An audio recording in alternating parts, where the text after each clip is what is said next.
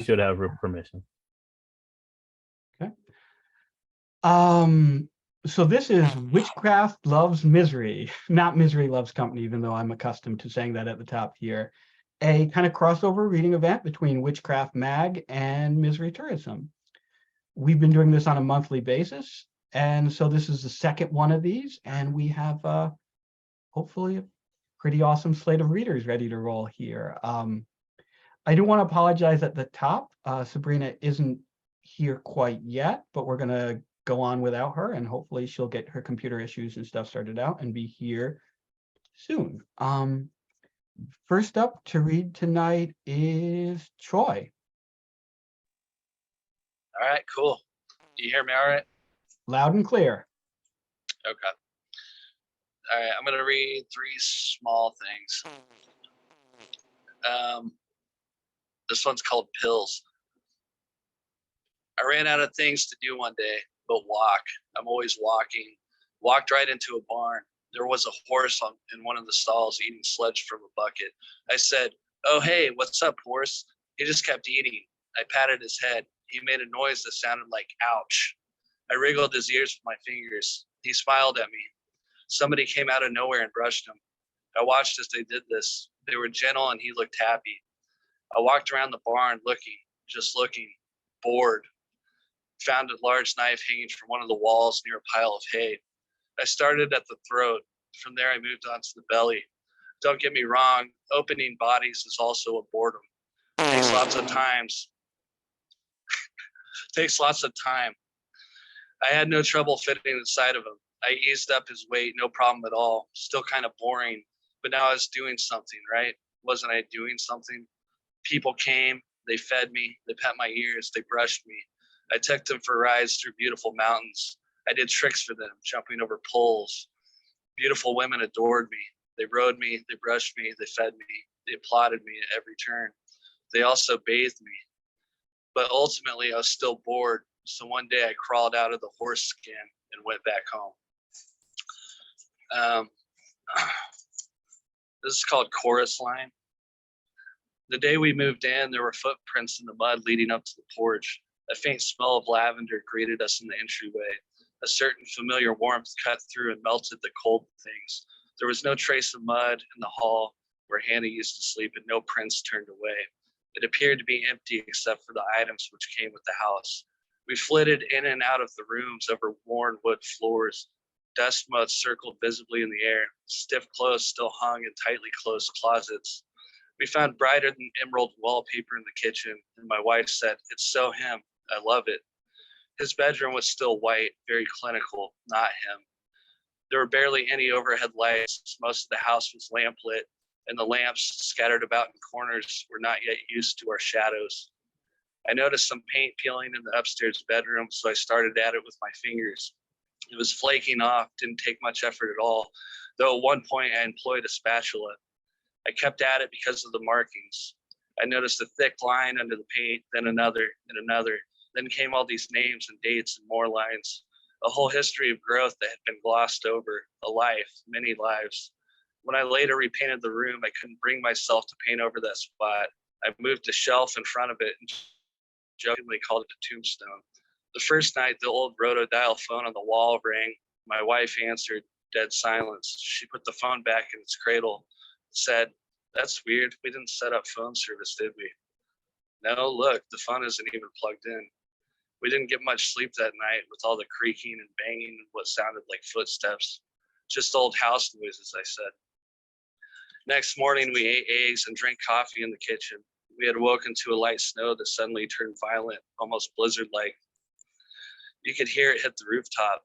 The house was cold, the old furnace and single-pane windows unable to keep up with what was happening. I studied the birds on the couch we'd inherited, the cross-hatching of the feathers, the cold blues and bright greens. I must have looked for over an hour. There was great beauty and intricacy there, but I wondered what I was missing, all those other things. The earrings that vertically framed her face and the smile that looked cut into her, the makeup, the charm and class, her cleaning her hands in the sink, looking beautiful in the mirror where I stood behind her. As I was finishing up, I heard a shriek. I ran out of the bathroom with nothing but a towel on. I thought she'd been frightened, but no, it was a happy sound. She was looking in the backyard from the window. There were footsteps in the snow. They were coming toward the house right up to the door. There was nobody there and nothing going away. The clouds parted briefly, making everything bright and indifferent. Every beam, a house, a warm bed, a hospital, a chorus line. All right, got one last little thing. Partial suicide.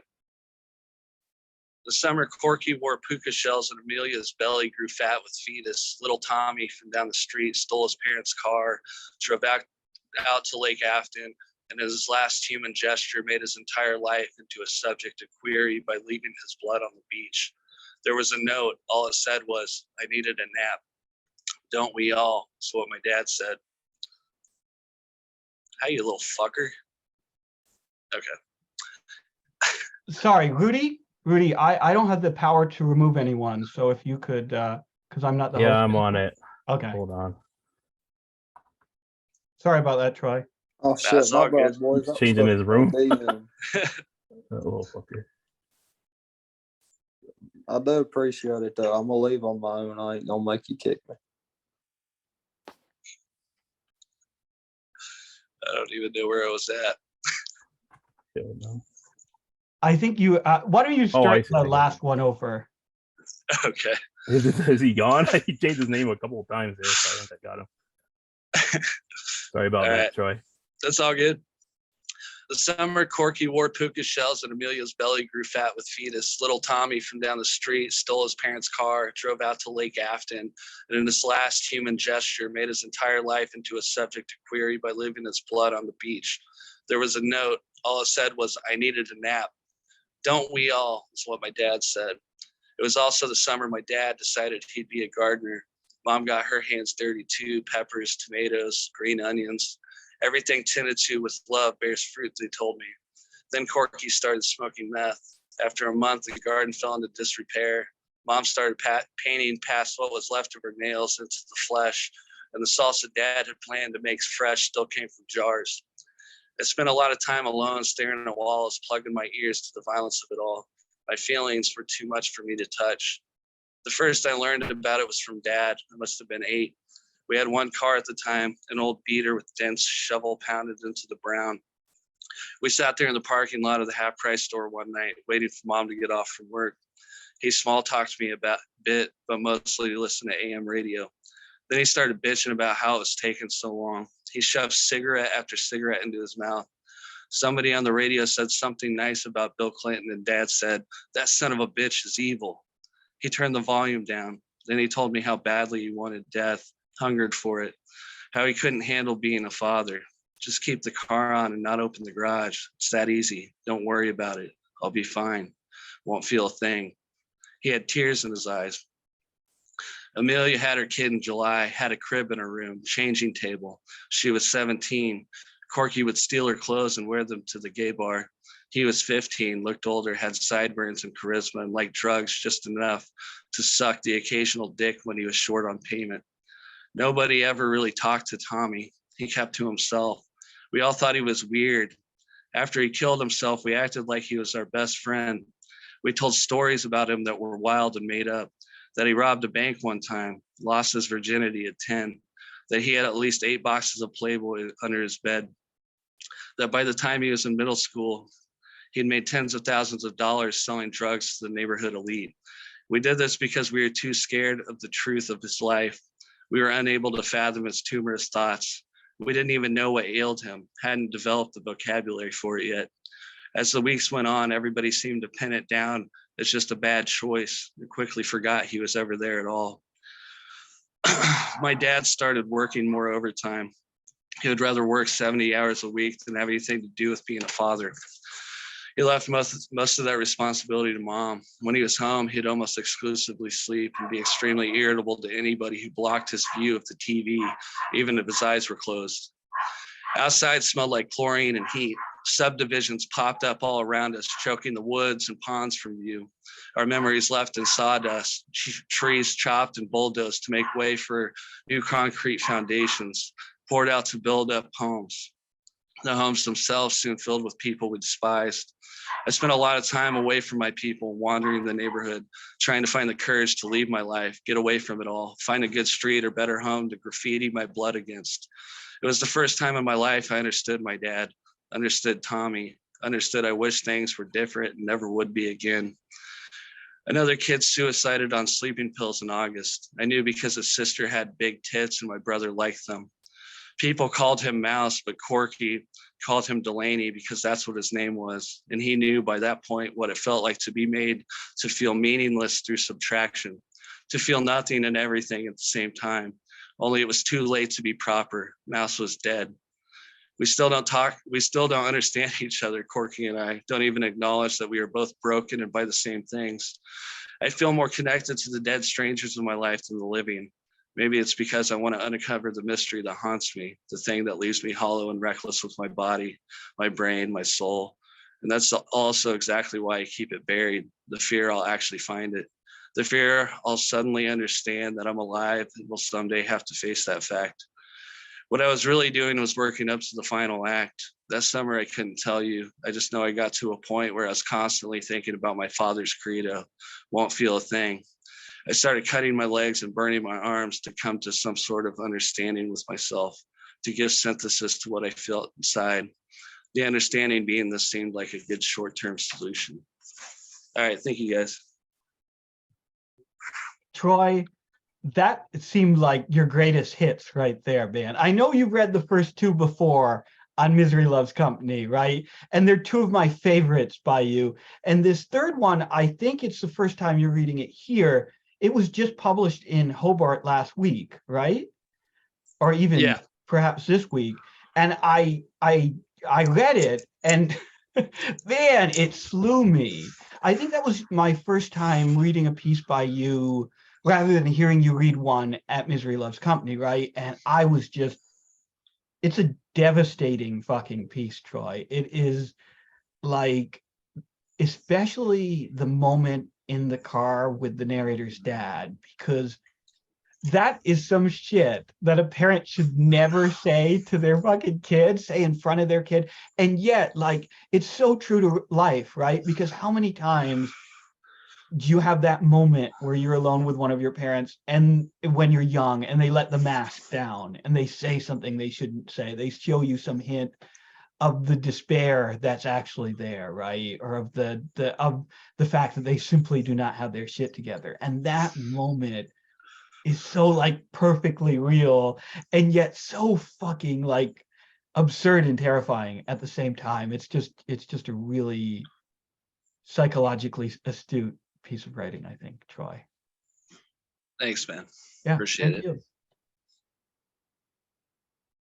And I believe Sabrina is here.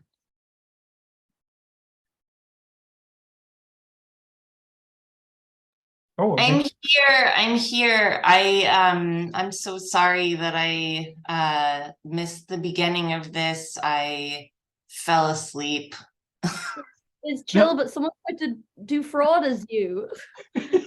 Yeah, there was a troll posing as you because we were Really? Yes, because we were talking about you. It's like, oh, I wonder when Sabrina will be here. I hope she's not having computer trouble. And then one of the trolls changed their name to you in the participants list and say, hi, I'm Sabrina. I was having computer trouble. And you showed us porn. So anyway, you only just missed the first reader. So I only missed Troy. Oh, I'm sorry. All right. Sabrina, also, could you, I don't think Caleb is here. I reached out to everyone that I knew and sent them the link, and I did retweet the thing that had everyone added in it, but you may want to reach out to Caleb. I will. And see if you can. I'll shout out to him right now. Awesome. Thank you, Sabrina. Genevieve is up next. Hi. Okay. I thought I was third, so I wasn't ready. 1 second. Oh yeah, I'm sorry. I moved David. Oh no, makes he hadn't good showed sense. yet. Makes good sense. Okay. I'm just So this is a piece called The Cowboy, the Witch, and the Wardrobe. I'm going to read the start of it. It's as yet unpublished, so if anybody wants it, let me know. For her birthday, he gives her 2 agate stones, and she puts them in her mouth. They're cold and hard at first, clicking against her back tooth, but soon they have warmed to the wetness inside of her mouth, salivating between molar and gum. One is red and one is blue, he tells her, and she spits them out into her palms. So they are, she says. One is a color of good red mud on a hot summer's day, and the other more like moss that grows deep beneath the rocks of a riverbed. She returns the gifts to her cheeks and kisses him where his week-long whiskers grow. She feels happy with his kiss prickling her skin, rocks knocking each lock of her jaw, like a hamster, lightly salivating over nuts. She takes the rocks in her mouth to their bedroom and carries in her arms the rest of his gifts. He bought her marigolds with golden petals. She puts them in a glass vase on the windowsill. Purple satin panties get slipped beneath her pillow, frog-printed slippers placed at the bottom of the bed. Sucking happily on her agates, she examines the shelves in their bedroom, slowly deciding the exact location that her 2 favorite gifts shall live. The crows. The crows were so much fun to unwrap. Not just for the way they proved he understood her, but for their tactile pleasure as well. The birds were so small, so disconcertingly heavy beneath 2 hasty crumples of starry wrapping paper. She'd laughed and then gasped as she'd freed each one from its shell. Taken literally, they were ornaments, 2 finely crafted sculptures made of something like lead, with pointed beaks and feathers cut from inky black. Taken personally, they were Hugin and Munin, or Thought and Memory as otherwise known. Odin's crows. She'd been talking a lot about Odin recently, and clearly her lover had been listening. She decides easily that the crows should go on top of the wardrobe, overlooking both the window and the bed. There, they will watch the sun fall and rise, keep an eye on the lovers as they sleep. He comes into the room while her tongue tumbles 2 rocks and finds her gazing up at Thought and Memory. He steps behind her and she pulls his arms around herself like a coat. I'm glad you like them, he says, reaching up his fingers and gently placing them on her cheeks. The crystals are strange and benevolent tumors, so hard beneath the squish of her skin. I would have liked anything you'd got me, she tells him, clicking around the words as she speaks. It's true, but only abstractly. Last year, he bought her a toaster because their old one sparked and broke. This year, their love has evolved again, unfolded to reveal another aspect, another layer, a process she now realizes may not have an end. She crushes her bum cheeks into his cock and smiles when she feels his love boner. She doesn't tell him that she thinks of Odin when they fuck. She doesn't tell him it's the Norse god who allows them to come so hard.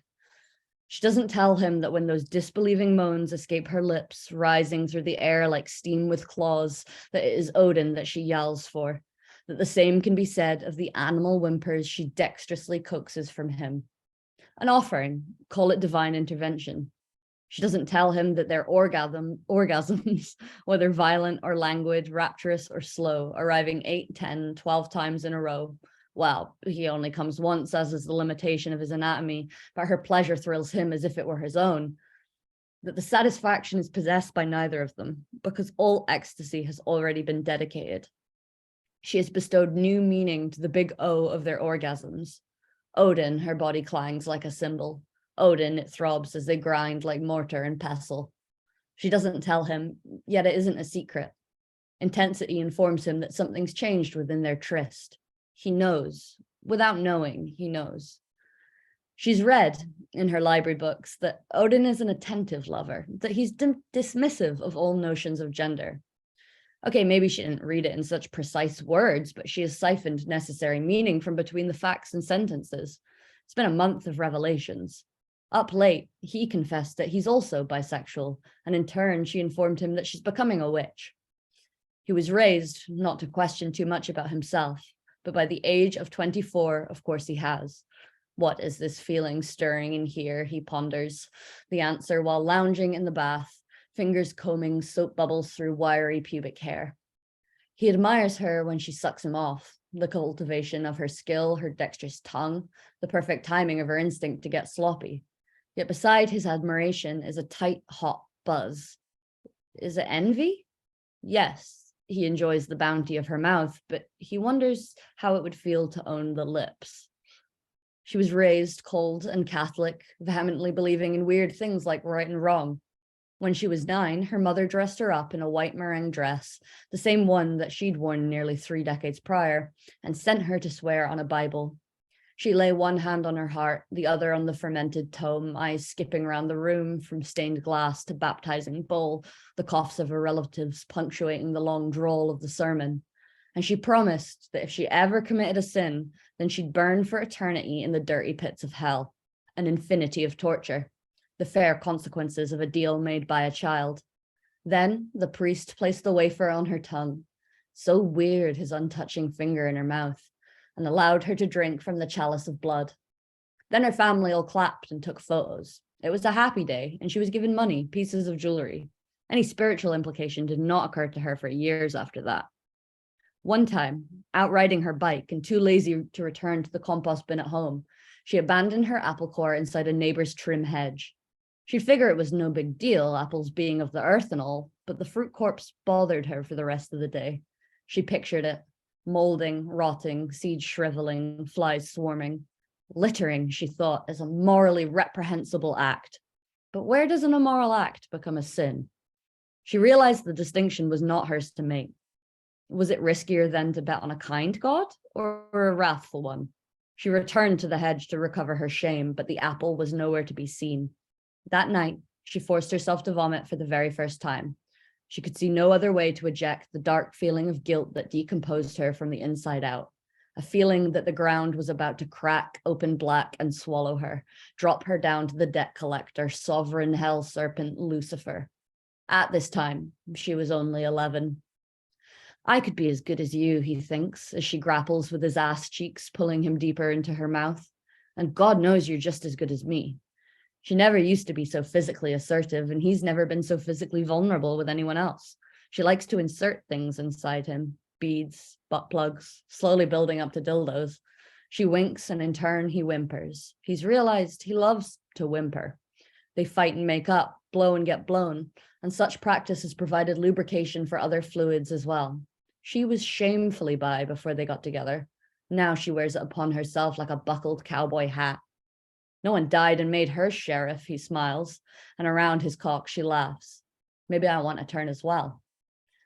Good and evil are still relevant, but they've exiled shame. She's granted herself permission to make distinctions of sin. It feels nice to play almighty. You are not God, say the witches in the book she won't put down, but the way you exist in the world is an aspect of God. You are the universe and the universe is you. Worship anything and learn the divine. Such thoughts are so exhilarating to her because implied within them is an existence undefined by purity or chastity. She's willing to give anything, really. Anything except denial. Each lover has the feather of a thought to follow. The windowsill has become her altar, and he's watching his favorite movies again. Action heroes of film gone by, now glittering in new light. So well styled, such handsome faces, bodies like blunt knives wielded with charm and power. His eyes are transfixed on the screen, and suddenly he understands about glamour. One evening, before their big O ritual begins, she takes her 2 crows down from the wardrobe and holds each one in front of her nipples. Do you want me? She asks, to her lover, to dear Odin, to herself. The agates have increased her power. The marigolds can be seen blooming despite the dark. She feels like a starved girl sitting down at a feast, for the first time discovering an appetite. Yes, baby, I do.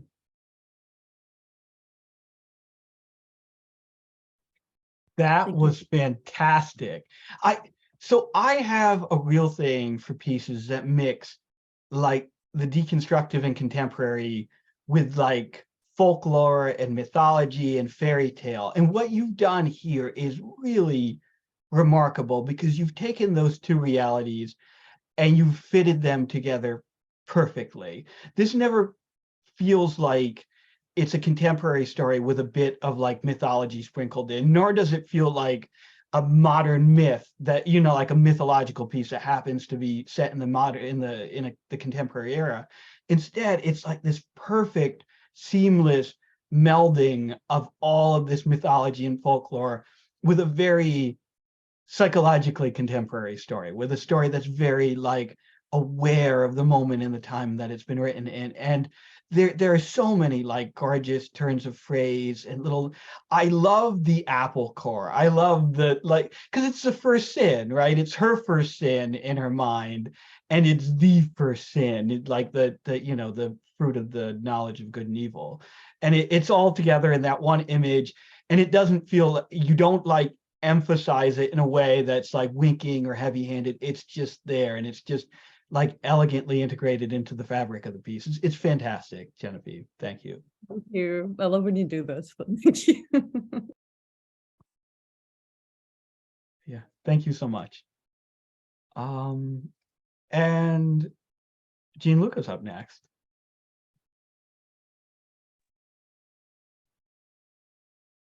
Okay, sick, fantastic. Hold up. Just gonna get some water. Hold up. But yeah, no, okay. You know what? Absolutely. All right, just gonna post the link. Hold up. Oh, God. Okay. Okay. Geez. I love the walking shot. This is very dynamic. go. Jean Good. Luca. Yeah. Oh, thank you. I'm being dynamic. I'm being very dynamic. Let's go. Let's go. You're Oh, always dynamic, man. Yes, the link works. Okay. Perfectly. Okay. Hold up. Hold up.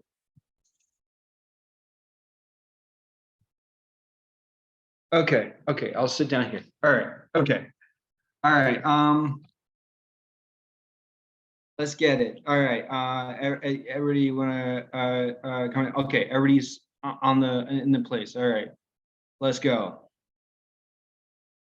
Yeah, it's just an excerpt from novel. I don't know. Okay. Yeah. Okay. Shortly after the fall of the Soviet Union, child prostitutes became common. In a sense, Russia had fallen prey to pseudomorphosis. It had grown malformed due to the prestige of its master.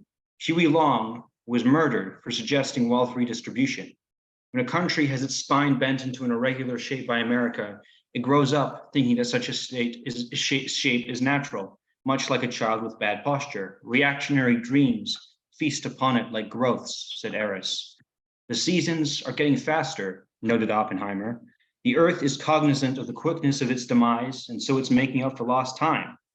The repetition and interruption featured on Apple to App's verse on Just Can't Get Enough by the Black Eyed Peas implies that he is a digital avatar, a representation of a person, acting as a mediator. Imperfections of the machine make his meaning come out strange. There is a person operating the machine who is saying these words clearly. However, Apple's character is constrained by the limits of his environment. Climax of the song moves from the struggle of our distant and conflicted lovers, the material conflict within the machine, the message straining to come out, an essential quality interrupted by the constraints of the character's environment and composition. Critics and listeners alike often mocked Taboo's line about feeling like Mr. Roboto, but that mix of ecstasy and deadness is, I think, something a lot of us can relate to now. I feel something, but I don't know whether I planned it or not. Even when I'm feeling something, I don't know if I'm feeling it like other people, like I should. It's like the soul is contained in see-through plastic. I feel like a wind-up toy in retrospect. I wonder to myself whether someone else would have felt better than I. Slightly opaque, but fairly transparent. You can see how one thing affects the other, the inevitability of the process, the circularity of it. Mahler was wrong. There can only be ashes. If you planned out what you were going to say in your head, but acted as if it was new when you got the chance to relay the script, is it less real? Even if the performance is good and one agrees with the sentiment just as much, the corpse of a conversational tactic reanimated into actuality. That's something everyone does. You're creating problems for yourself. And one day the world goes through the 4 seasons. It's very inconvenient. You assume that basic elements of life are exclusive to your experience. It is now winter. People are in their homes. They have shrunk into themselves. They have given up cleaning the snow off their driveways. They have given up moving the snow from in front of their doors. It used to be that in the nighttime, people would engage in conflict, the losing party having their corpse slide down the iced hill starfish-like. Now the snow has interacted with the world, free of human interference, its short lifetime unencumbered. It looks softer, doesn't it? There never was going to be a world where the snow we made for ourselves was allowed to pile up freely. It would have been swallowed up by water if it wasn't for the coming apocalypse. It looks so innocent, so fluffy. Am I being saccharine? Perhaps I am. I love what we've done with the place. I only wish it could live beyond us, so the crickets could climb across our finely crafted leaves, this time arranged in an entirely new fashion. I do not feel like Mr. Roboto. When I speak, it is clear and unambiguous, and your speech is so too, because we're in the same car, and cars can't interrupt speech any more than a cricket or a cicada can. They never designed cicadas. You'd think cicadas would be popular, top of the agenda. Johnson, tell me your progress on the cicada model immediately. If it isn't ready 2 weeks from now, I'll have your hide. Ha, that 2 weeks thing was a coincidence. Imagine if they were that close to cracking it.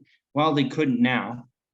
All the people who do that sort of thing are now with their families crying, probably trying to avoid thoughts of their creation when I feel I am confident that I could not have felt any other way. So there's no use beating myself up about it. To do so would be ostentatious, I feel. I get it with you, though. You think it's real, the pane of glass, but it isn't. We've been gifted with a kind of peripheral vision unbound by the contours of our eye. Winter was always my favorite season. You know why? Because the snow and fog take away detail regarding our construction. And so in their wisdom, the people who do that sort of thing created a facsimile of that which made the landscape so beautiful. The ultimate reminder that the world could be both beautiful and inconvenient. The world could not be relegated to the back of one's mind. It would have to be traversed more carefully. And so one becomes more acquainted with the world as an object. Pane of glass is just a part of the body like anything else. My body is often made strange. The pane of glass frightens me. But if everyone has it, I suppose that makes me feel better. I do not feel like Mr. Roboto. I take everything presented by myself at face value. I'm sure sometimes you are at war with yourself. City lights are more beautiful than the stars. Was this the case when the stars were real? Yes, I've seen the photos and they shone so beautifully that nothing could compare to them. This was inevitable, all of it, just one long backslide to now. Nothing we could have done and nothing anyone else could have. The machine was set in motion and anyone who had stepped outside of it even slightly would be shot. Huey Long was not a Red. He was American, and yet he was killed. I'm sure we could have done something. Built some machine. The machine would be nationalized. No, they wouldn't nationalize the machine, and it hadn't been built. And all the machines have been tainted by the childish fantasies of old. So the imagination of the wealthy is diffused over our system of transactions. They struggle against one another. Imagination, shortcuts, hoggish interest. It was ash before, and it's ash now. If there was a strong government, they would have done something. But the people in power wouldn't want a strong government. They would want a weak one. At some point, we passed a threshold. It's not like some switch was pulled many years ago that no one could have foreseen the consequences of. We have free will. At any moment, we can change our behavior. What good is that? What good has that ever been? Look at the people in their flats, so weak, like us. We're driving around on an icy road. You're a good driver. We're not dead, so you must be very skilled. Black people responded to double consciousness via the fracturing of identity through Afrofuturist play. Kool Keith was many people. Now people of all colors take a similarly playful approach to their identities. But what is it that is projecting upon us? What are we compelled to imitate? Nothing concrete. No, you can't reduce it to that. The stuff about the strange being beautiful, the actuality of an object being recognized, the futile attempt to grasp the totality of it, sounds like the excuse men use for cheating on their wives. When you can't name it, it becomes ungraspable, and so moral intuition becomes dulled against even child prostitution. There are two poles, the coiling steel gyre and the watchful sun. The sun's eyes are the only thing that cannot be burnt by its light. The sun burns anything that gets too close to it, enforcing artificial flatness. The gyre keeps tightening but cannot explode. If one were to reach the center, one would cease to be human. We're not human, though. Human enough, human in the spiritual sense, in the sense of endowed with morality. Sapient being just doesn't have the same punch, dig. God language sucks. Why haven't the words been arranged so that the accurate terms have kick rather than such impact being reserved for the phrases our masters and benefactors would have us use? Anyway, in between these two is earth, happiness, and democracy. These are three separate layers. Happiness is a neutral, unsustainable state that must either be ritually sacrificed for a greater good, thus ensuring a greater and more legitimate form of itself through its death, or despoiled of richness through that which we intuit as base. The contamination of ugly, selfish desire renders happiness non-existent until the birth of a new moment upon which the cycle can begin anew. Earth can abide either to nature or to human desire. When Earth is defined by human desire, it resembles what we have now. The apocalypse is thus a metaphysical as well as a material one in that regard. We are reaching the center of the gyre so that we can be spat out. There is a deadness. There is no after state, only the atomic bomb. You're right. Perhaps the idea of us being spat out as particles, remnants that cannot bear any resemblance to what came before, is indeed overly optimistic. What of democracy? Quite. Democracy is deferral of the power to the citizens, correct? Sure. Would you trust the public to pick correctly all the time? Most of the time, sure. And I think they'd recognize their mistakes that they picked wrong. But one mistake is all that is necessary for things to go wildly off track, for terrible things to become normal in the minds of the average man, as if we are not average. Do you not condemn the junkies as we drive by? Yes, but they're not voters. Touche, but still, sometimes there needs to be someone strong enough to correct the mistakes of the people. A strong man, eh? Someone who doesn't care about the rules, who gets shit done. I see what you're doing, but democracy is neutrality, or at least presents itself as such. And so both sides become chained by platitudes. The whole race becomes a game, and the parties, hold on. I apologize fulsomely, everyone, become consumed by debate for the sake of debate. Fundamentally incompatible views are forced to exchange niceties. So long live extremism. Let the veil fall from our eyes. Let the violence exerted flow both ways. Let the two parties engage in warfare, literal or ideological. No more should the center hold if democracy fits the ideal of neutrality. It is a boon for the status quo that launders the worst impulses of the enemy. If it does not intentionally or otherwise, is among the greatest of the modern tyrannies. Today there is neither democracy nor lack thereof. The people are in clusters and make the choice whether to be ruled over. But one cluster with more resources will inevitably dominate the other. But there can be no cleansing fire. No, I do not think that warfare would have solved the problem. The enemy had more guns. We are not as strong or as intelligent as the Vietnamese, and we would be against a less formidable enemy. You do like to say no an awful lot, don't you? Your exuberance comes from air. I am a flat line surrounded by specks of dust. Okay, I'm going to skip a little bit here because, okay. You know what? I'll just skip to the bit about the Science Center, actually. At the Science Center, the cafe was empty. There was yellow tape blocking the stairway to the cinema above. All the couches had rounded in. Hold on. Apologies, fulsomely, dear God. Rounded edges, which, combined with the large windows providing a view to the sea, made the spaciousness of the area fascinating. The sandwiches were beginning to rot. They had reached this state faster than they otherwise would have. The cupcakes, however, were perfectly edible. The shadows cast onto the sea occasionally resembled that simple drawing of a bird consisting of a line with a downward curve at the center. The great mechanical ballet of the world had ceased its motion, leaving only after images, and so there would be no noises to be heard. Still, the world remained deterministic, but a key component of its motion, and the clearest expression of such a reality was now apparent only in the apparatus's shape. The water was formless and represented nothing except its own mass. There were 9 floors. It's odd thinking about the children that used to come here. They learn nothing. It's a beautiful space. The planetarium has been cordoned off. The water within our dome is so pure, doubtless unlike the real thing, so contaminated with filth and bodies. The world, it seems, has already ended. The walls of our city delaying the arrival of forces that, by rights, should have already claimed us. No, our walls were not stronger. Pure geographical luck. How strange it is that we are the ones to see this assemblage. There's no such thing as I know there's no such thing as should have. There is no stasis. And we are indeed at the end of a linear process. The death of our neighbors, it was simply a news item. Now death instead comes from a source we do not understand. We are not physicists, so it may as well be supernatural. A wall crushing down is easy to understand. It's analogous to a narrative of societal decline, of assimilation into something else, and eventual reconstitution, said Eros. They shouldn't have cut the juice of this place. Some homeless could have eaten those sandwiches. The children are sad, I suppose. They are not in the mood to feel anything. At the age when emotions are indeed the most intense. And so they watch television, and their parents read the news. The youth, who were before so easily riled, are now sedated. It is as if a silence had spread out, leaving no child lashing out aimlessly. Instead, there are times when suicide is rational. I can only imagine the zenith. For example, a man in a pure white apartment. He's stoic and entirely satisfied. He's been lifting these little plastic weights, let's say 10 kilograms. He looks at his biceps in the mirror, twisting his hips to get a view of each. They are immaculate, almost like the kind you see cast in marble. He kneels down and gets into a lotus position. There are no flaws in this motion. Motion is virtue. The people who believe in the future idolized motion. Now all the trains are vacant. In such a small place, they were like choo-choo toys anyway. Now we don't even pretend. It used to be a clear sky with a visible moon. It rains. The sound is pleasing, and the man readies the helium tank. He has achieved the ultimate happiness. He has wrung every pleasure out of the material world. There's nothing keeping him here anymore. He dies smiling at as much as the mask will allow, a subtle one. When I think of that man, I despise the mediocrity within myself, the perversion, the lies told by the fetish, the thing that promises one happiness beyond the bounds of logic. A realist, clear-eyed individual needs no extravagance to flout tradition. The greatest tradition is to populate the world for its own sake. Instead, the man seeks out the highest and most transcendent forms, like a hero who died in battle. His eyes are still active underneath those lids, forcefully closed by the individuals delivering him to the morgue. He's laughing at the world. I love him. The permissions we grant ourselves. The intuitions we hold, they are as real and solid as anything else. Call me idealist, but I hope the children know that they should strive for that which lies beyond the end of their function, not an afterlife, an adherence to principle that spirals upward, that leaves a material effect, something that will be washed away, contrary to the wishes of the entitled and the enlightened, but will demonstrate a great heroism.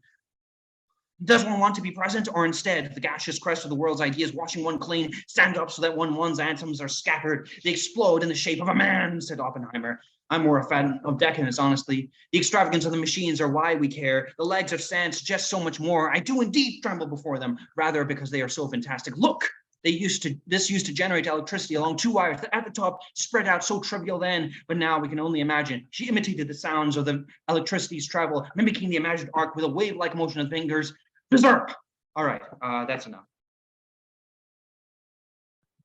Holy shit, man. Holy shit. First of all, you may be like me. I'm somebody who doesn't like to, if I read, I don't like to go back and watch the video of myself reading. But you need to go back and watch the video of this, because you need to see what your camera was doing to enhance your performance. Because you may have, and it is broken, but it is broken in a beautiful, glorious way that took what was, man, you are always operating at 11 whatever you read, you know, which is spectacular and is so like appropriate for the like incredible, like dense philosophical like wave that sweeps over you when someone's reading your work. But what the glitchiness of your camera did to enhance that performance, that already exuberant performance, is unbelievable. You need to go back and watch it. And it even stopped and started at some really appropriate times. Now, beyond that, what I always say about your work is as true now as ever, which is to say, the way you take these great I'm gonna get in trouble. great high philosophical concepts and mix them up with Who the hell is this culture. guy? Rudy, could you mix them up with these philosophical these philosophical concepts and just the like stew that emerges that's like half like really sharp social satire and half philosophical treatise is just some fantastic otherworldly trippy shit. So thank you, man. And I apologize. Yeah, so there's a couple of trolls in the waiting room. I'm probably not gonna let them in. I hear I see a Johnny Miller and Amal and a Juan. Anybody know any of those guys? Yeah, if anyone has a friend in the waiting room, just let Rudy know and he'll let them in. Sorry about that, man. I shouldn't have put you on the spot here. Yeah, no, it's just that Zoom changed their shit because now you have to submit a report or something, or don't submit it. Oh, you Is that just new? I always just hit don't. I just don't submit. Yeah, that's why. But that wasn't there before, so whatever. All right, but thank you, man. It's been a rough night for trolls, so I apologize for kind of putting you in the hot seat here. But anyway, thank you, Gianluca, and Yanita is up next. Hi, everyone. It's my first time here. I love the troll subplot. I've never experienced this before, and everyone's been brilliant. So thanks for having me. I'm going to read 3 poems. The first 2 are new, and the third one was published in OK Donkey last year. So, we're open, but we have no heat, read the sign at Helgi's. Inside, there were never any empty stools, just a row of pews and hot chips, sometimes a waiter joking that I kept the place in business. I only went on Wednesdays after reading the weather, mispronouncing ham as home. What I loved most on the island were the long nights when I knew I was the tree about to fall in silent woods, and how those woods might hold me like a stupid bird. I spent my free days in the combination swimming pool and cinema, and I began to think I might be building something here, a good life in the hostel, befriending the crafters, the Moonies, forgetting the mainland sometimes, forgetting my own face, which was healthy, restorative, but cold, and oh God, what I wouldn't do for warmth. Second poem, Civil Service. I worry my best work is not so much the dog running behind me with a long stick, but the rat placed gently on some unsuspecting neighbor's porch and left there to rot into spring, which, if we are to call a gift, is not a gift I would like to receive. Nothing worth remembering needs writing down. I read that in the local paper, then locked myself out in the snow. Forgot another birthday, play date, jumbo jar of olives, and the uncapped P in president, as in one president has announced a state of emergency, not President so-and-so believes this particular emergency is necessary for the state. I believe the thought arrives after the feeling. I should have been listening closely to the fizz of this or that small metal object breaking the greengrocer's windows. Instead, I was busy thinking kid thoughts. How nice it must be not to carry fear like a pigeon. I will never forget what this feels like, I overpromised. Now look how I've underdelivered. Final poem called Our Place. Everything is breaking at the same time. The washer is refusing to drain. A jar of miso cracked the stovetop. The oak floors warped and soaked up all my neighbors' baths. And just last week, we shivered in the shower, pouring boiling water on our feet. But we are determined. Every day we learn to fix things with our hands. First, we warm our legs without a working boiler. Then we learn to ease the front door off its hinges. Let its weight lean into one of us while the other lifts it open. Tonight, we're squatting in the kitchen, passing a tray of murky water back and forth like an elaborate machine. Soon enough, the washer's drum stops leaking and we pull the filter out, shove our fingers in to find the culprit. We splash down on the wet tiles, watch the animal we tamed and nursed ease back into its body. It's beautiful. The washer, the spin cycle, the kitchen you called me from last year, saying, I can picture you here, cutting a lime into wedges.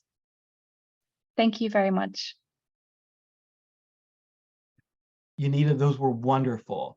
They're meticulously constructed. You can feel that every word was chosen with like absolute precision.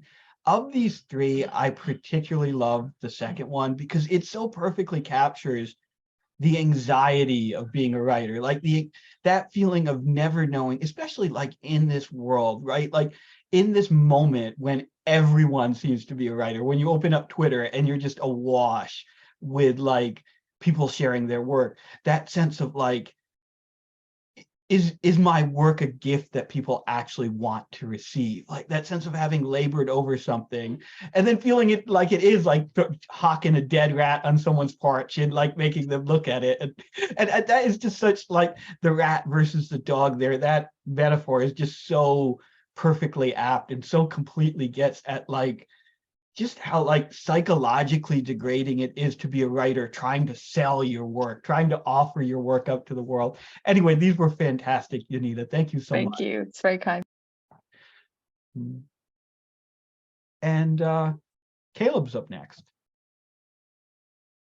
Hey. All right, give me 1 second here. All right. I'm going to be reading a short story from an upcoming collection that will be coming out sometime this summer. It's called Celibacy. What if I got a car? We could have some privacy. I know a place we could go. Aaron looked at Louise like he had to pin her down with his eyes or she would slip away. You don't have a job.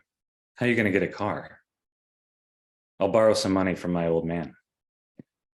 They stood on the sidewalk outside the post office. Louise looked at him with flat and lightless eyes. Her dress billowed in the breeze. A fat man in a wrinkled suit walked toward them, and Aaron stepped onto the road. Louise watched the fat man shuffle by. Doves called. The day eased into evening, and the sun dulled behind clouds that spread through the sky like splotches of water. What do you think of that? Aaron asked. I don't know. You think your dad will give you money for a car? I know he will. I got about half of what I need already. I don't know. Maybe. I need to go. He tried to smirk, but his lip trembled. White hot butterflies in his belly, his chemicals coming to a boil. You're going to see Rodney, aren't you? No. Him in that damn car. Just because he works at the bank and has a car, thinks he can drive up and down these streets like he owns the whole town. I don't know what you think I'm out doing, but it's not like that. Bullshit. Bullshit. You lying whore. God damn, what is with your kind? Just because he has a car and I don't. I'm going to get me a car and then you'll see. Once I do, I won't give you the time of day. It'll be too late for you. Just think about that, said Aaron. She turned away from him and walked. His face burned and he ran after her, but then he stopped and watched her disappear into the bleary horizon. He went into a diner. Meat sizzled on the griddle and men grumbled at the counter. Hey, Aaron, got a stool right here next to the register. Have a seat. Dave, the owner, stood behind the register in a white t-shirt stained with sweat and grease. You hungry? Yeah, I could go for a burger. What's the matter? You looked all worked up. It's nothing. Aaron watched cooks press burger patties on the range, crack open eggs and spread hash browns. The diner buzzed with talk and plates smacking on counters and the dinging bell of an order up. Before long, a burger sat before him. By its side on the plate lay the top bun with 2 pickles and a ring of onions, a mound of bronze French fries. When he slid the plate closer, a few fries tumbled onto the counter and made a dry sound like rustling twigs. Hey, Aaron, whatever it is, don't let it get to you, eh? Hoarse laughter. Aaron nodded and then put the burger together and ate. He stared at the wall. Men in aprons passed in and out of his careless cone of vision, and all he felt or knew was the juicy meat in his mouth, the sharpness of the onions and pickles, and his throat grabbing and dragging the mash down like a scaleless snake inside him. Alternating burger and fry, leaning over the plate, elbows on the counter, the world he saw without seeing, and the sounds he heard without listening. When he finished, he sat up and leaned back and looked over his kingdom of crumbs, wiped his face with his forearm and got a few bills out of his wallet and tossed them on the counter. Hey, Dave, you keep the change. We'll see you around. He passed through the door and stood on the sidewalk, breathed deeply and felt the food in his belly. A car rumbled along. His anger came back like an imp had dialed in a piercing radio frequency, and he thought of Louise. He thought of Rodney and that new car at the curb and her getting in with a look in her eye, a look she would never give him. Her pupils spreading and shining. Not for him. Never for him. He had no car and no job, and what money he had, he spent on burgers and fries, and now he wanted to get a soda. Instead, he walked with knotted muscles down the street to the edge of town. He breathed out of his mouth and smelled onion, and every now and then someone on the sidewalk stepped out of his way. Aaron walked for miles and then turned left onto gravel where the town met the woods. The sun went under the amber skyline. Gnarled branches blackened in the dusk. The cool air pulsed with hoots and chittering insects. He thought in painful pictures. A hot iron brand in his brain. Louise on her back, put there by passion unknown to him. Down the gravel until it was dirt. Darkness filling the gaps between the trees. The sounds of restless night. He saw her teeth in her bottom lip. Her hair in the style of rough roving hands. Neck turned up like a sacrifice. Her body an instrument of someone else's pleasure. Aaron's knees and feet hurt. Someone else seemed to think within him, a sadistic stranger. He came out of the woods into a field that ended in a ridge overlooking a plain. The night sky curved up and showed half-hearted stars. The moon a faint sliver, the lost claw of a cat. He saw a car to his left, down a ways. His blood froze and then surged.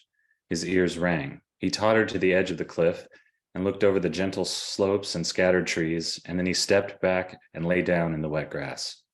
The dark world throbbed around him. He waited, and then he got up and walked toward the car and supposed he would see it moving or hear it squeaking. Readied himself for steamed glass and hands on the pane, for the sound of breathing or calls to God or calls to a name not his, but nothing happened. He got closer. The car loomed cold and cryptic. Aaron rubbed his hands on his pants and stood until the sun should have come up or the car should have started, but the night stood still with him as if in solidarity with his shame. Then his legs took him farther on, and he got up against the back window, and he made out flitting shapes and heard low voices. Nocturnal birds called out with urgency, as if to warn him away. He lunged and pounded on the trunk. Before he could bring his hand back, the door opened with a sound like bones breaking, and he saw a blur of pink muscle moving toward him. Rodney was naked and panting. A woman's voice called from the car. Aaron tried to kick Rodney in the dick, but Rodney batted his leg away and punched Aaron in the face. God damn it, you little asshole. You fucking stay away. If I ever catch you following us again, I will fucking kill you. Aaron fell, his face stinging and his head swimming. On his back, looking up at the sky and wanting it to crush him. The stars to rain down on him like broken glass. The door shut like a shout, and the engine started. Rodney backed up the car and peeled out and slung dirt on Aaron's face. The car drove off fast, bouncing and swerving with Rodney slapping the side in a gesture of frustration or warning or triumph. Aaron didn't clear the dirt from his face for a long while. He waited for anything and nothing, for coyotes to set themselves upon him, or great birds to pick him up and carry him over the ridge and drop him to his death. Tasting blood, he rolled over and pushed himself up. I'll get that son of a bitch, he thought. He thinks he can just drive around with that new car and do whatever he wants, just because he has a car and works at the bank and his dad sits on the town council. Aaron walked down the gravel road through the lingering night, between black leaves hanging like tattered cloth, bugs like roaring laughter. When he got to town, the first threads of light twirled up out of the horizon. I could really go for a cream soda, he thought. Thank you. Oh my God, Caleb, that was so good. I love that this, like, I was laughing throughout, but I love that this isn't just like pure farce, right? Like, Yes. there are elements of farce here. The way the characters like interact is so sharp and psychologically real, and yet so like hilarious. But what I love is that, yes, there's that like human farce going on, but also like when you get inside your narrator's psychology, like once he's removed from his interactions with other people, it gets really dark, and it gets and it doesn't just get like dark and brooding, but it develops this really like wonderful dark atmosphere in the way that like, oh, I love the Kingdom of Crumbs moment when he's like, but even just like the way you describe like the places and the food and the smells and the sounds, like you really feel like you're inhabiting this guy's poor kind of sad body, right? As he goes about this day. It's really good. It's a fucking fantastic story, I think, Caleb. Thank you. Yeah, thank you. I appreciate that. Yeah. David's up next.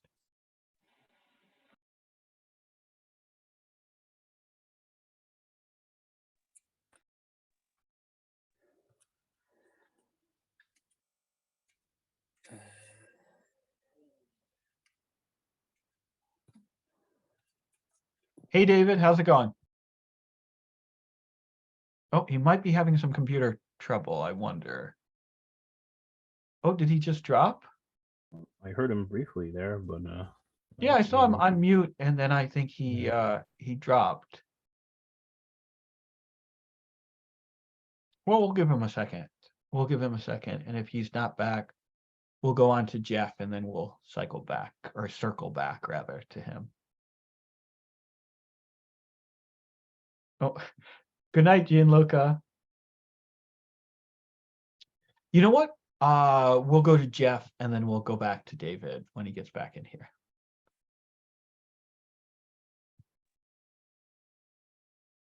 Okay, Hey, Jeff, Hi. how's it going? good. I got a poem and a little piece of flash something. Let me try to throw it in the chat real quick if I can. I don't know if that'll work, but it's something. Works perfectly. Okay. The things my grandfather's backhoe had seen, out of code pipes that it buried, asbestos and DDT wires and junk, a few Politan bodies, 24 hours of sweat spent burying, walking up in the dirt truck. Driving to the diner for steak and eggs just as the sun comes up. Forgetting why I'm here and doing this. Payday Friday, clean clothes Monday, vodka, mac and cheese, weed smoking weekend, filming my girlfriend and I fucking, watching Harold and Maude and crying, yelling at my neighbor, watching the glow plugs on the diesel, staring at the green light radio, listening to Bruce Springsteen holler. The German Bund in Wisconsin, baking brown bread in the morning, cabbage shredding at 5 p.m. every evening, slurping soup and beer belching, mindless swilling, fist fighting, buying silver and ammo for my prepper cave.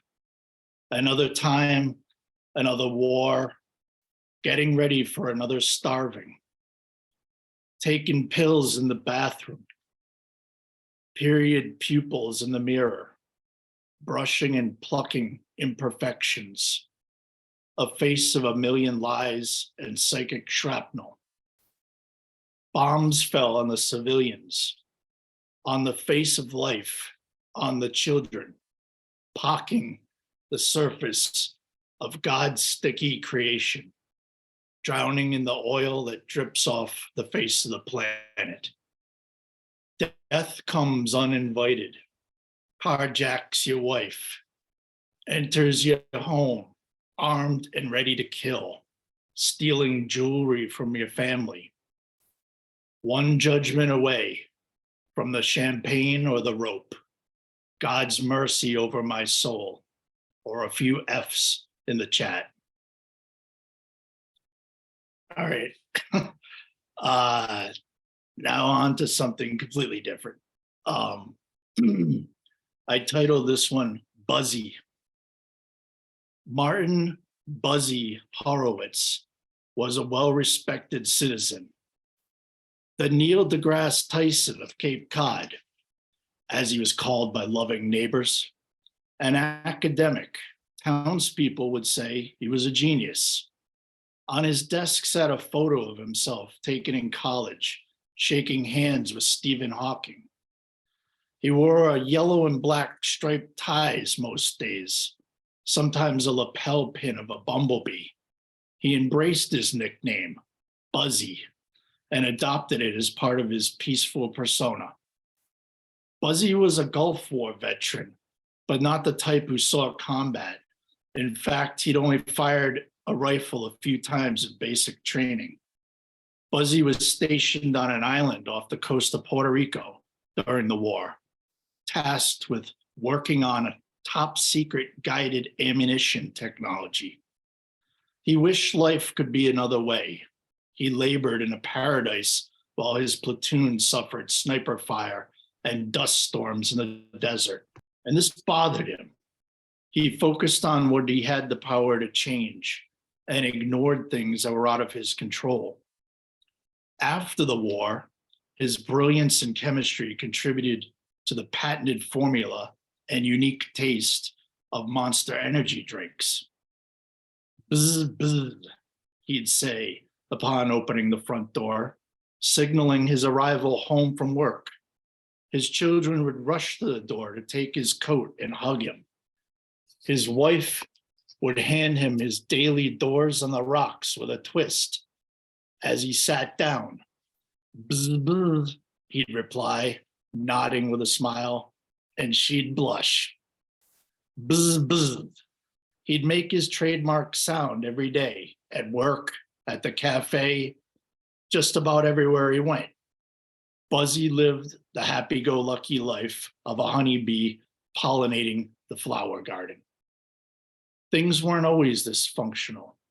Buzzy had great difficulties early on with his two children. While at work one day, years ago, when his son Abe was only 10, Buzzy caught the boy in his sister Babsie's room, rifling through her bureau. Abe not only had his sister's panties on, he was masturbating into a few other pairs that were in the drawer. This was an outrage that no one ever spoke of. In truth, Abe was a pain at this age, constantly interrupting, blurting out perversions like a sailor in the midst of a Ritalin overdose. He was a menace to the family, the school, and the community. Buzz, buzz. Buzzy was recollecting how he solved the problem with Abe. It was not necessarily a cure for the boy's paraphilic disorders, but a restriction of Abe's most problematic behaviors. Today, Abe was cured, aside from his predilection for wearing European Speedo swimsuits when in the pool at family gatherings during the summer months. Buzzy's firm continued the government work and was now under contract with the military. The project underway was highly classified nanobot technology. The nanobot was a microscopic spying device. The military had plans to use this technology to gain intel from its adversaries. One small undetectable injection into the bloodstream and the nanobot planted in the host body to do its dirty work.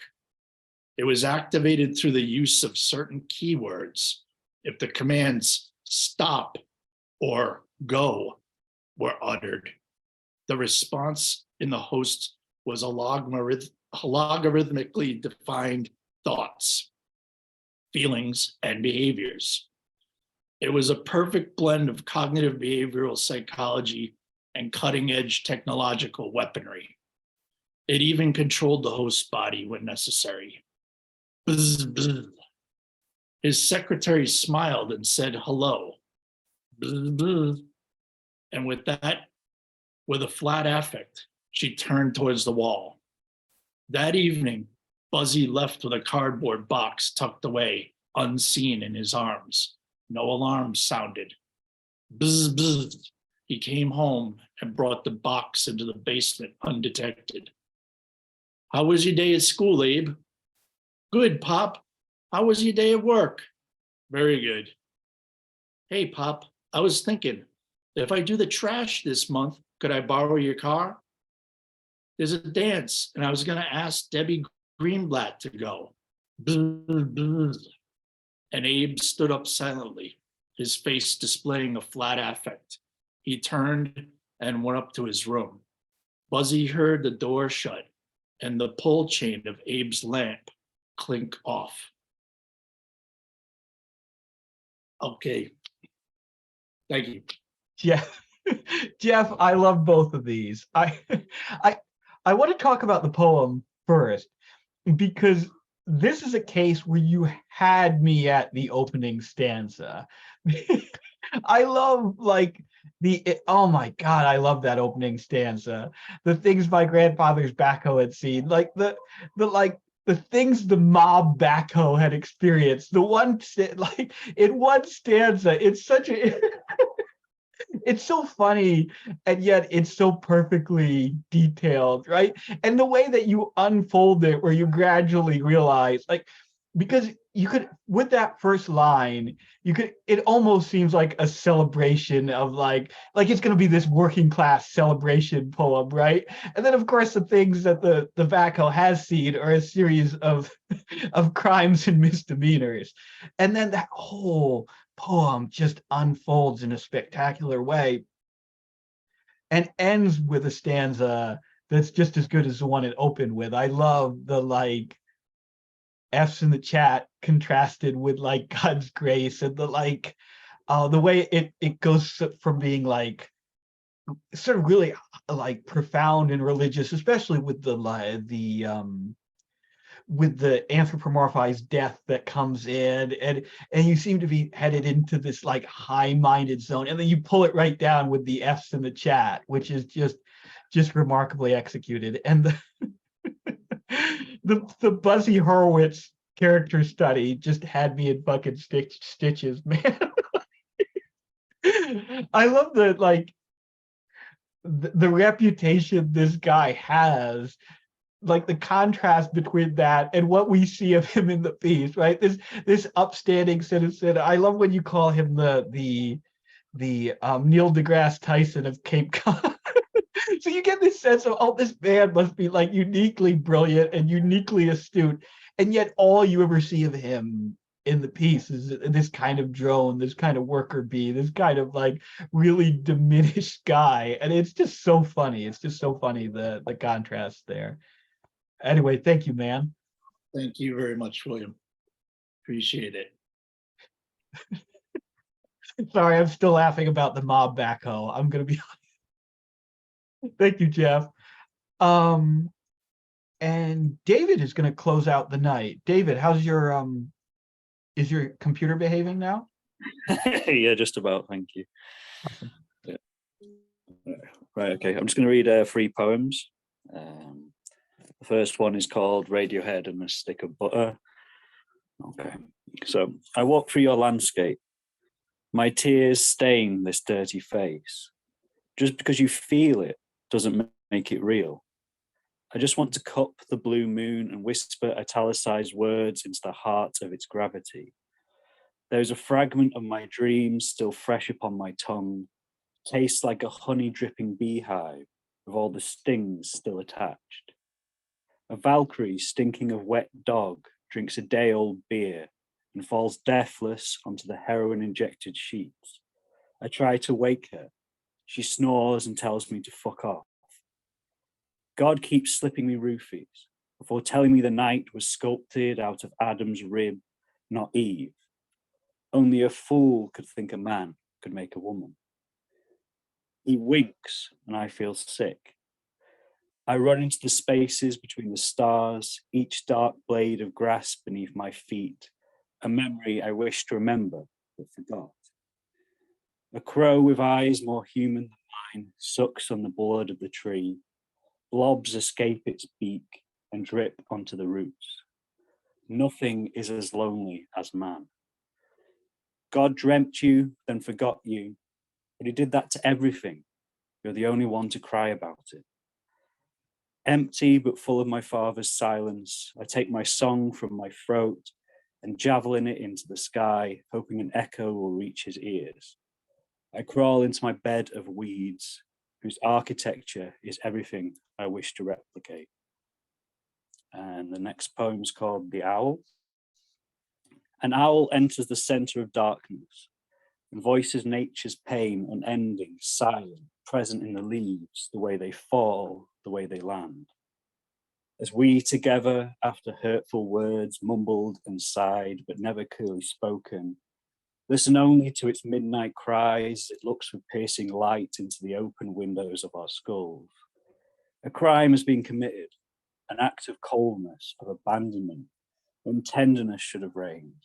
I turned away too quickly, turned inward from the world, and with petty words made comments on time, how it binds my obsession and leaves no room for the heart's desperate needs.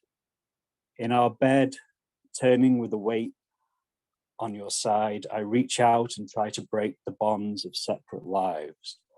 But with well-rehearsed precision, you parry my clumsy attempts at apology, and with numbness retreat into swollen depths, unexplored by male hands. I sink into the hole of the head, allowing you to fester in doubt until sleep escorts your voiceless self into your singular oblivion. I hear the owl crying once more. I am lost in the silent hours.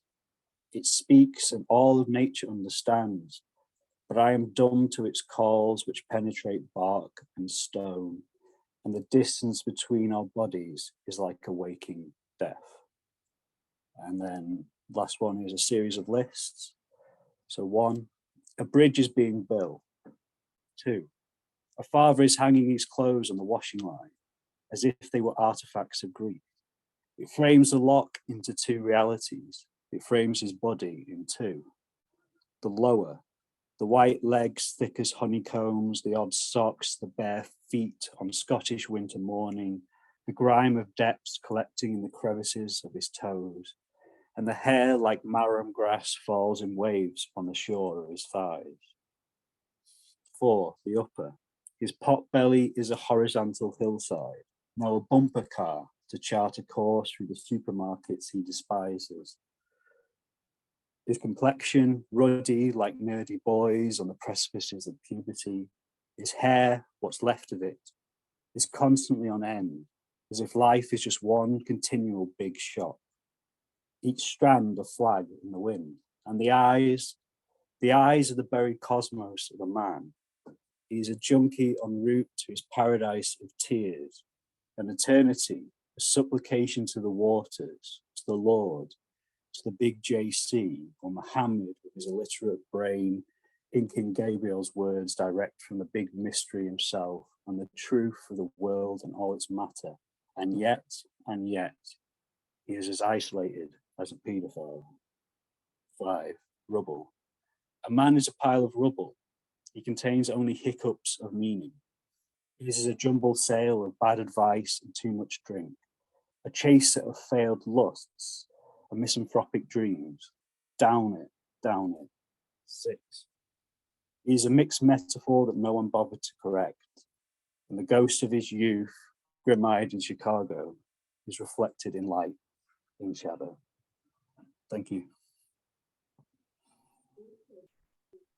Man, you have, David, you've read a few times at Misery Loves Company, and every time you read, I'm like, I could just turn the whole hour and a half over to you and just listen to your words wash over me, because first of all, you have the perfect voice for your poetry. You have like the like existential agony of your poetry is like so perfectly contrasted with the like soothing cadence that you deliver it in, and it is just, it takes you to this like otherworldly fucking space. But even setting your delivery aside, I love these because these poems are fucking timeless. There is no indication in them that this is a poem written by someone in 2023, right? If you told me this poem was from your poems were from the 19th century, if you told me they were the work of an early 21st century modernist, or excuse me, an early 20th century modernist, I would believe it, because they're rich in like universal human experience. They're rich in like the existential pain that we all fucking know. And it's all in, like Genevieve's piece, it's all delicately intertwined with like folkloric and mythological like symbols and images in a way that it's so perfectly, they're perfectly timeless, David, is what I'm saying. And thank you for reading. Thank you very much. Really appreciate it. Thank you. Yeah. Thank you, man. So I think we're going to end it there. Thank you to everyone who read tonight. This has been, I want to apologize again for the fucking trolls though. It was a particularly bad batch tonight. And not, sometimes they're like skillful, but these ones were just kind of like cockroaches, where like, just keep coming back. But anyway, thank you so much to everyone who read. This was a fantastic collection of work that was presented tonight. Just so many really funny, really heartbreaking, really effective pieces. So thank you, everyone. And if you happen to be watching this on YouTube after the fact, we do this. Well, this is Witchcraft Loves Misery, which is a kind of it's a I think I said this at the top, but it's a sort of coming together of misery tourism and witchcraft mag. So it's not quite Misery Loves Company, which is what we do every week, but we've been doing this on a monthly basis, and hopefully we'll continue to do it. But so if you are watching this, feel free to join us. Watch the Misery Tourism Twitter account, watch the Witchcraft Mag Twitter account. We've been doing this around 5 p.m. Eastern time, or I think it's 10 p.m. or 11 p.m. GMT. Anyway, I'm rambling. This has been a great night. I will leave the Zoom meeting open for people to hang out afterwards, but I'm going to end the recording there. Yeah, thanks everyone.